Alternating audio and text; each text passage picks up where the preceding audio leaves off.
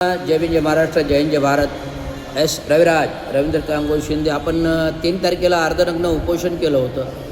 3 तारखेला अर्धनग्न उपोषण केलं आणि 20 दिवस झाल्यानंतर आपण काल परवा एक भला मोठा मोर्चा, महासभेच्या दिवशी भला मोठा मोर्चा ठाणे महानगरपालिकेवर आणला. कारण की जे काही आपण मागण्या केल्या होत्या त्यात लवकरात लवकर बैठक घेऊन निर्णय घ्यावा.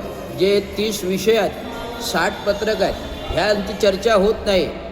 आता कॉन्ट्रॅक्ट कामगारांचा जो काही विषय होता, ठेकेदार आणि कामगारांचा जी दरी होती तो निवडण्याचा प्रयत्न केला आणि त्या मागण्या त्यांनी मंजूर केल्या.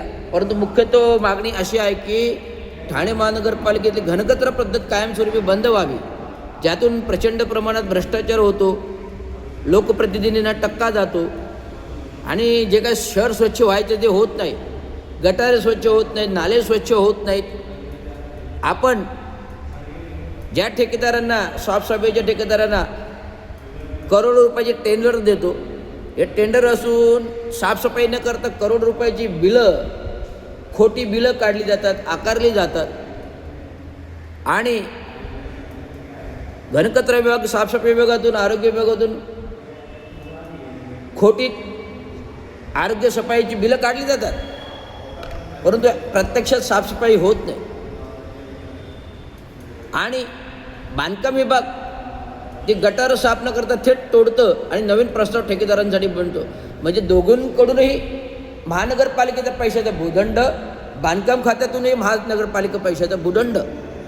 म्हणजे महानगरपालिका नाले पण बांधणार, तो खर्च होणार, आणि इकडे साफसफाई न करता आरोग्य म्हणजे घनकचरा ठेकेदार ती बिलं काढणार. म्हणजे दोन्हीकडून महापालिकेचा खर्च म्हणजे महापालिकेचं नुकसान. आता महानगरपालिका पूर्वीचे ग्रामपंचायत, नगरपरिषद आजपासून अस्तित्वात आली त्यावेळेस मूळ कामगार, सफाई कामगार हा संपूर्ण शहर स्वच्छता काम करायचा आणि महानगरपालिका त्याला वेतन द्यायची. मग त्यावेळेस ठेकेदार पद्धत नव्हती आपल्याकडे.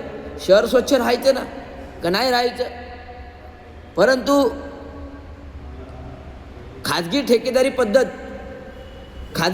पद्धत जी काय 20 वर्षापासून आली, या खाजगी ठेकेदारी पद्धतीमध्ये पूर्ण ठेकेदार हा महानगरपालिकेचे फुकटचे पैसे खातो, गिळंकृत करतो आणि त्या लेबर ठेकेदार जो आहे, लेबर ठेकेदार त्या कॉन्ट्रॅक्ट ठेकेदारांकडे काम करतो आणि कॉन्ट्रॅक्ट ठेकेदार बिलं घेतो. त्याच्यामध्ये सगळे भत्ते, कपडे, आरोग्य सुविधा, गमबूट, ग्लोव्ज, छत्र्या, फंड, इन्शुरन्स, ग्रॅज्युटी, या सगळ्या गोष्टी बिलामध्ये अंतर्भूत करून बिल दिलं जातं. परंतु घनकचरा ठेकेदार ह्या गोष्टी बिलातून मिळालेल्या तर ठेकेदारांना देत नाही, परस्पर घेऊन पसार होतो. हाच तो विषय होता. उपमहापौरांकडे परवा 24 तारखेला मीटिंग झाली. मी म्हटलं, जर ठेकेदार लोक असं करत असतील तर अशा ठेकेदारांना काय यादीत टाका, ब्लॅकलिस्टेड करा. उपमहापौरांना पटलं.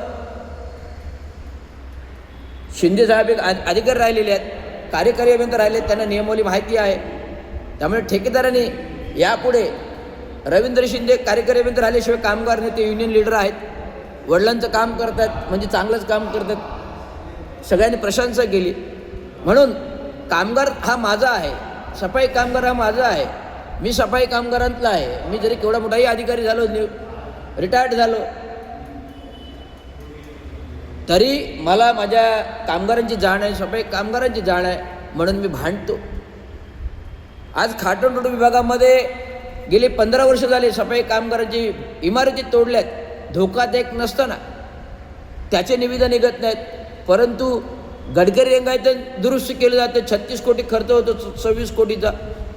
धर्मवीर टॉवर, शिवाजी मैदान टॉवर धोकादायक नसताना तोडला जातो. ठाणे महानगरपालिका 32 माळ्याचं भवन तर 500 कोटी रुपये खर्चाचं होतं. आंध्र प्रदेशाची ठेकेदार कंपनी KMV राव कामाला दिलं जातं.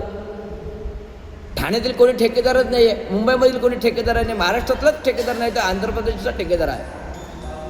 आणि ह्या ठेकेदारीवर, मोठमोठ्या कॉन्ट्रॅक्ट कर्मचारी ठेकेदारी पद्धतीवर कन्सल्टंट PMC देखील ही बोगसरित्या नेमणूक केलेली आहे, ते रद्द करा.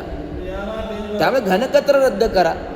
ठेकेदारी पद्धत रद्द करा आणि जे चुकीच्या पद्धतीने कन्सल्टंट्स नेमणूक करून करोडो रुपये खातात ते बंद करा.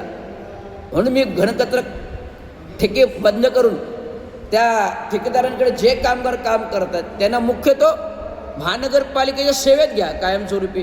हे माझी मागणी आहे.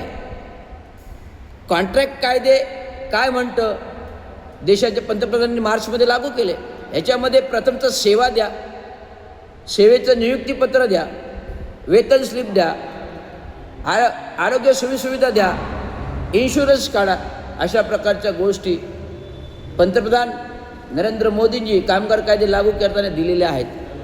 मग प्रशासन जर इतर महानगरपालिका पुणे पिंपरी चिंचवड जर अंमलबजावणी करते, नवी मुंबई जर 7,500 रुपये वाढीव देते कॉन्ट्रॅक्ट कामगारांना, तर ठाणे महानगरपालिका का देत नाही?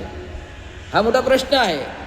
कारण ठाणे महानगरपालिकेचे जे राज्यामध्ये बसलेले उपमुख्यमंत्री महोदय हे महानगरपालिका चालवतात, आयुक्त चालवत नाही आहेत.